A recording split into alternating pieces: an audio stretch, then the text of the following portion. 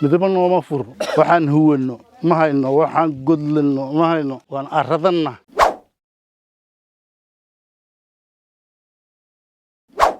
magacaygu waa Iidla Saciid Rooble waxaan ka soo barakacnay waa cadayti imankana waxaan joognaa waa erar wixina soo barakiciyena waxay colaadihii canfarta waxaan ku sheegana wax noo hadhanba ma jirto dhimasho iyo leeyahay dareenyo idilba waan na soo martay oo imankana waa anaga sharciyada darkiisid ku hoos jirno dhaxan iyo janiiti idilkuba midaba nooma furno waxaan huwano ma hayno waxaan godlano ma hayno waan aradana dadku halkiibu kaga yimid wixii oo alaabtitoona bashay yaraa xidhnaa la soo baxayo dibna wallahi wax gargaar ah sida busta yar waa la siiyay dadka iyo gurigana kolkolba wax lagu tuuriyay waxaas arad cagaag waxyaabo aan weli caynkaas oo xabal laga qaban baa jirto oo uguna iyo guri inta ka dhaxaysaba wixii dad barakacay oo u baahnaan jiro dhanba waan u baahanahay wuxuu dooniba ha ahad dad barakacay oo meeshiisii laga qaatay meeshii kolkan wixii dhintayna wixii kale aan ka baxnay waxaan helay daasaska aan ka baxnay waa la gubo dab la wala gashay dambas ma hayna wax kale kama nool hadii halkan alla ogaadi kolkoora ma ogeyn inaan imanayno oo degayna halkan alla ogaa waa kaade wixii uu barakac caynkaasi lahaanay waxba sharciyada yar ku hoos jirno oo waliba gamaasha oo dadku intii badnayd sharc ma helina waa inta naqan waxa dhinaca aqal waaba waa la dhisay waxba ma saarey oo laga tagay dadkii magaalada way ku jiraan subaxdii baa dhulka yimaad xaaladayaduna waa sida kolkii horena waxaan soo barakicisay canfar iyo wixii ay wadatay ahayd canfar baa ku magac lahayd jabhado ay miraxa canfar u tahay iyo ahayd dadna way dhinteen dad way dhaawacmeen in qof kale arkayna waxaan dhaawacnaynba male waxaan jabnayn male waa kaayo hawluhu sidaasay xaaladuhu iskaga daran yihiin cid barakacdo meesheedii la weydaarshina waxay u baahnaanaysaba waan u baahanahay magacaygu waa Cabdilaahi Dirrana Xoosh weeyaan waa barakacay cadayti ka soo barakacay weeyaan kolka dhibtu waa dadkii canfartu ay soo barakicisay wallahi si cadcadna hay'adaha loogama sii deyn adeecadaha loogama sii deynin aad baa loo dayacay ha loo dayacnaado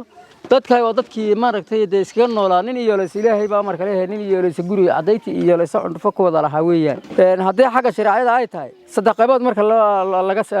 laga qaato waa qayb waxa laga soo qaaday la keenay qayb lama siinin alla siya waxay rabaa wax kolkaad cid ay ku dhifato maaragtay wala dilaaco irka imka ka dhaweeday uu ku daay irka reeskiisa imka uu joogo uu ku wada daadiyay inta ay joogtana kolkaas waxa weeyaan war aad iyo aad horta dadku u dhibaataysan yahay haddii xagga biyaha ay tahay haddii xagga guriga ay tahay haddii xagga maaragtay huwiska ay tahay haddii ay tahay xagga cagaaga xagga aradka horta koow waxa seero oo waxba wali loo keenin waa xagga cagaaga iyo leesa aradka waxba loogama keenin loogama dirqaynta inta kale teelamaad xagga raashinku wallahi dadkii macal weelashooda iyo kubaadooga cid kastaba sida meesha ay u joognaan oo u joogno dadka guudka laga xidhay cidabaho iyo waxba ma qaadan maxay ahayd hanti lacag cidaasita waxba ma qaadan marka dadkii sidaas ahaasi raashinku waa ilaa 3 bilood kolka uu joogo iyo marmar ayaa loo keenaa karaashi bariisa iyo leeso xabad xayaado saliida amba 5 litirli markay ugu baantay loo keenaa taayna kuma fillo markaas waar biyo haday tahay iyo leeso Ilaahay baa mar kale ugu yiri suudina maaragtay ugama qoro halkan baraka la dijiyo ugama qoro kolka dadku aad bay ugu dhibaataysan yihiin waana 3 qabalo waxay ka kooban yihiin garbaciisi iyo cundufo iyo cadayti saddexda ayay ka kooban yihiin intani in ka badan kolkay meesha tani ay dhaxan dadkii ay ku leysay magaalada ay kala galeen in iyo leeysa maaragtay xaafad laba lagu jiri iyo leeysa xaafad Ilaahay baa mar kale iyo in dad la kala gashabay yihiin inta magaalada si gasha ayaa badan dhaxan meesha markay ku leysay kolkaas saas bay dadku yihiin dadka barakacay cadayti iyo dhuka iyo garmul iyo ka soo barakacay inta way u dhan yihiin macal cundufo way u dhan yihiin halkana way joogan dadka ay kolka dib way qabaan in maaragtay bacaha ay adeerkaysiin bay iska jiraan bacaha wax dhaafsan ah haystaan lama jirto keenafiyana ma barxayna kolka xanuun iyo wax aan ka laga qaaday kolka dhibta aan ka qabaan dhibta dhan walba xagga raashinka way ka qabaan xagga maaragtay keenafiyada way ka qabaan xagga waxbarashada dhan walba xaggeeda adu wax ka teeriya way u baahan yihiin insha Allah hadii Ilaahay ila 300 qoys saddex boqol qoys ku kulmay ma wada degan halkan way qaadi weyd meesha way yar tahay qolka inta magaalada iska fadhiirsan baa jirta intii kalena waa xaggan degan nolol maalmeedka wallahi waxba ma helaan waxay hay'adaha marmar ay u soo maraan maahine waxay toos oo ay haystaan ma jirto wax amal oo ay hayaan ma jiro bacaha bay iska jiraan noloshoodii horena way ka burburtay ta hore horta qotal daruuriga waxay cunayeen inay helaan waxay cabbiyeen inay helaan maaragtay waxay kaniifyada ay geliyeen inay helaan waxbarashada inay helaan waxaa u baahan yihiin magacaygu waa Cumar Cabdilaahi Diirane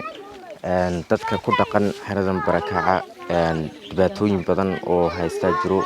hadday noqoto habka ay u degan yihiin oo hab aad ciriiri iskaga ah oo laga yaabo in caafimaad darro ay sababto iyo maaragtaan suul la'aan haysato sidoo kale taad ma haystaan raashin joogto ah iyo maaragtaan bil walba raashin joogto ah ma haystaan waraysiyo badan oo hadda ka hor mar walba waraysi baa laga qaadaa laakiin wax saas oo u yimaado ma jiro marmar mooyaane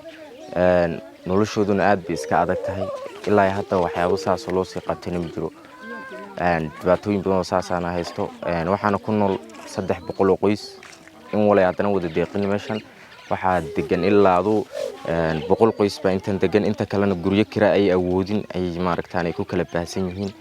iyay galeen kolkii ay waayeen cid kale oo meel dejiso iyo meel ay degaan kolkii waayeen ay dawladda intan baan la deebisay ilaadeen intan uu la dejiyay qaarkii kale waxay qasbanaadeen in guryo kira ay awoodin ay maaragtaan degaan kolka dhammaan noloshooduna iska wada adag tahay hadday noqoto dhanka caruurtii wax walba haddii ay xanuustaan xitaa wax dhakhtar lagu geeyo kaar caafimaad waxa ma leh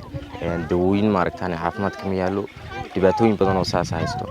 raashin la keeno ilaa 3 bilood ka hor baa ugu dambayso sidoo kale